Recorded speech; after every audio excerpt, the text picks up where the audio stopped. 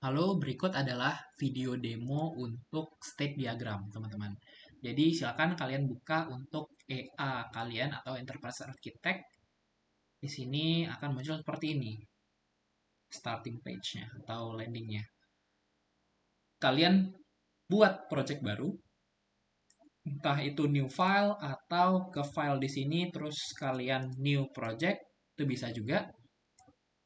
Kalian tuliskan di sini kita akan membuat sebuah state diagram untuk login. Loginnya apa?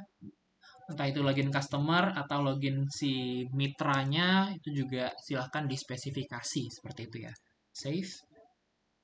Maka akan ke-generate di sini model yang baru. Ketika muncul kayak gini, model wizard, kalian exit aja. Terus kalian bikin new package. Bikin package baru untuk state diagram. Package-nya only, oke. Setelah tercreate sebuah model, tercreate juga sebuah new package yang kalian bisa buat di sini. Kalian selanjutnya tugasnya adalah membuat sebuah new diagram itu sendiri. Nah, karena kita ingin membuat state diagram, kita tuliskan state diagramnya untuk fitur apa. Di sini untuk fitur login. Nah, untuk tipenya, kalian pilihlah UML behavioral karena state diagram itu masuk ke dalam tipe UML behavioral. Pilih diagram tipenya state machine yang ini, terus klik OK. Nah, kemudian akan terciptalah kanvas yang baru. Untuk memulai sebuah project state diagram, kita mulai dengan initial ataupun starting point.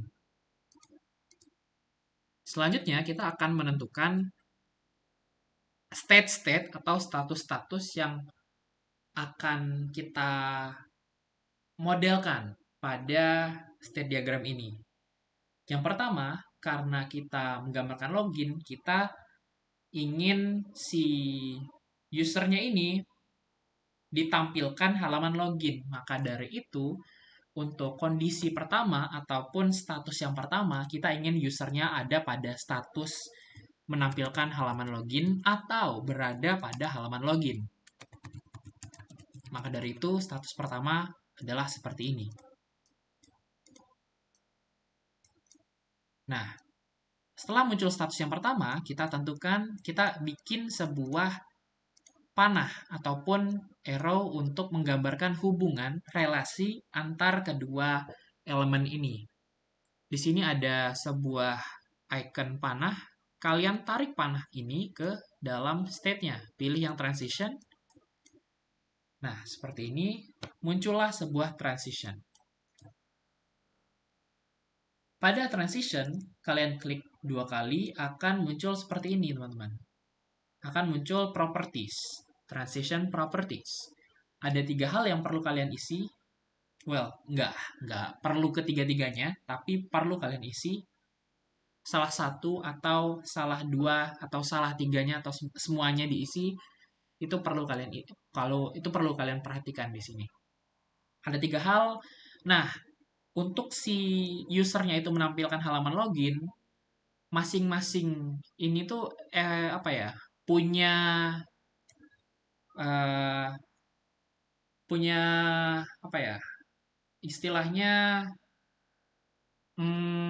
dampak apa gitu atau em, si triggersnya ini dia bisa ke halaman login itu karena apa gitu. Pertama kita tentu ini tuh dulu.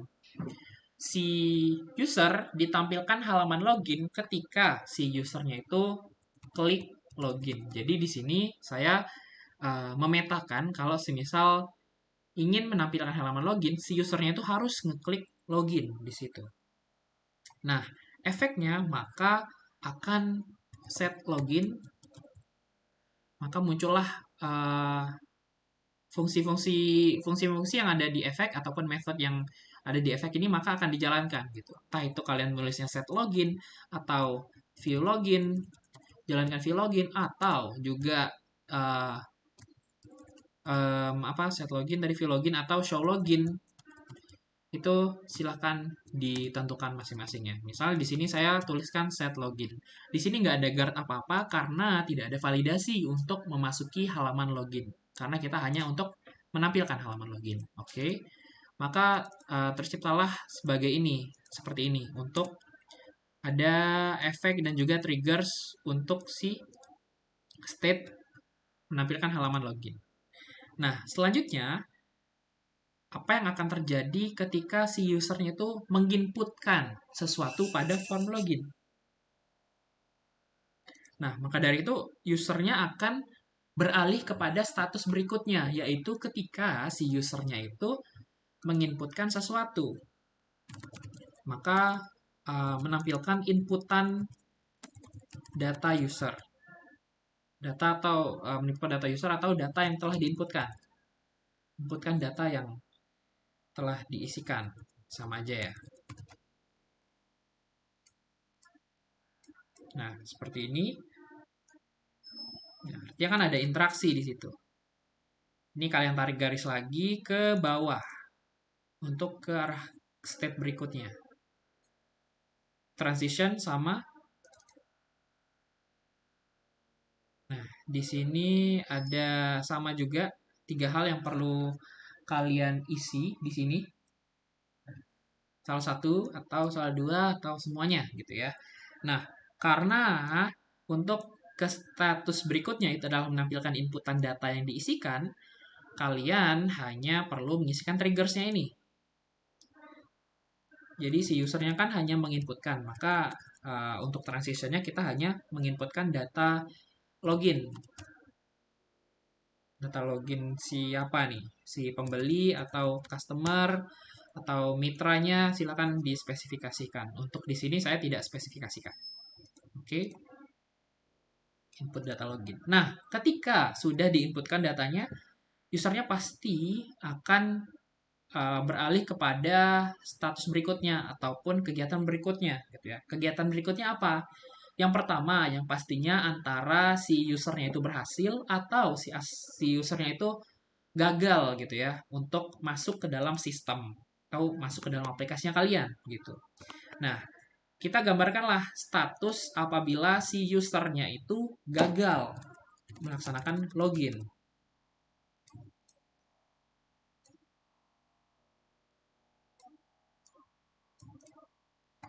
Nah, di sini kalian isikan panah transition.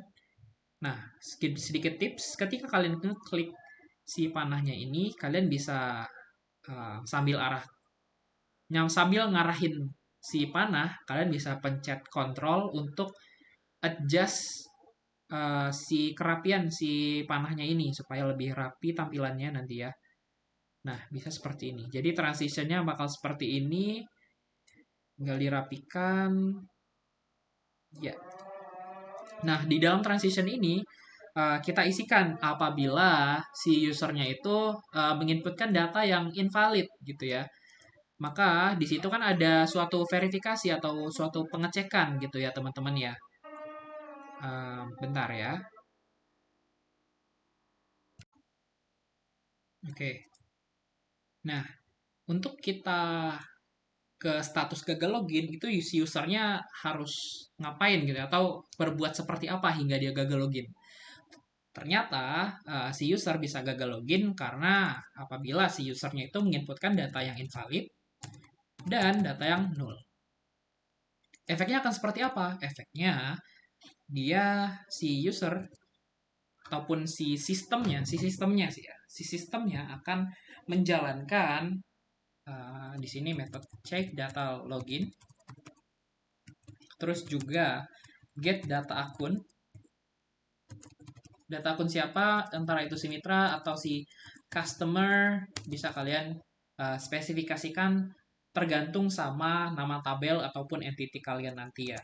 Dan juga di sini saya ingin membuat sebuah show message apabila si usernya itu gagal login ataupun menginputkan data yang invalid ataupun null. Data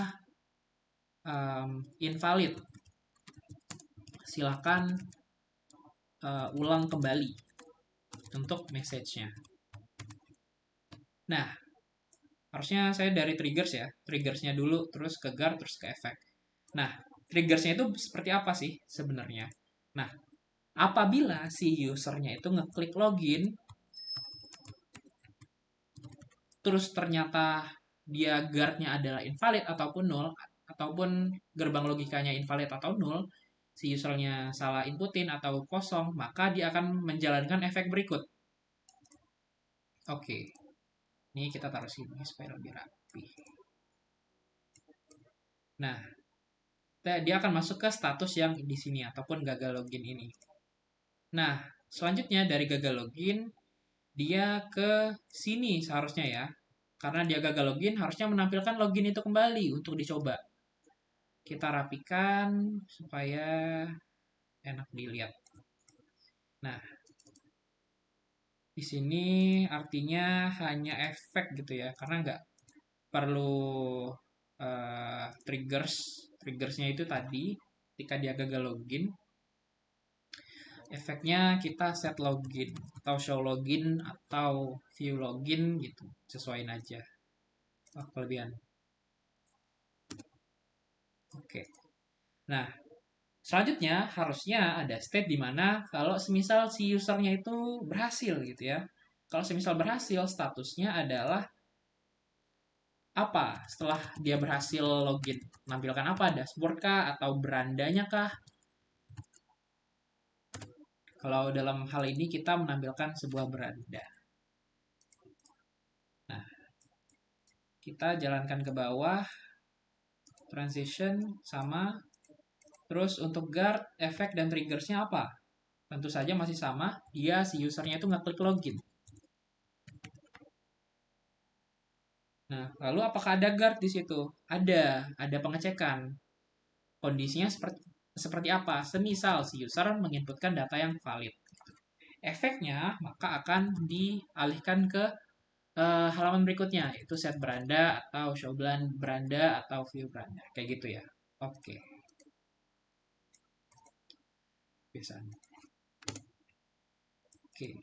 Nah, di sini kita udah halfway selesai. Nggak halfway, sudah 90% selesai. Nah, berikutnya untuk final touch-nya adalah kita ngasih sebuah elemen final di sini untuk menandakan kalau semisal uh, kegiatan yang ini sudah selesai dilaksanakan. Kayak gitu. Oke, nah begitulah untuk demo state diagram gitu ya, atau state machine juga sama. Silahkan dikerjakan seperti itu. Terima kasih. Wassalamualaikum warahmatullahi wabarakatuh.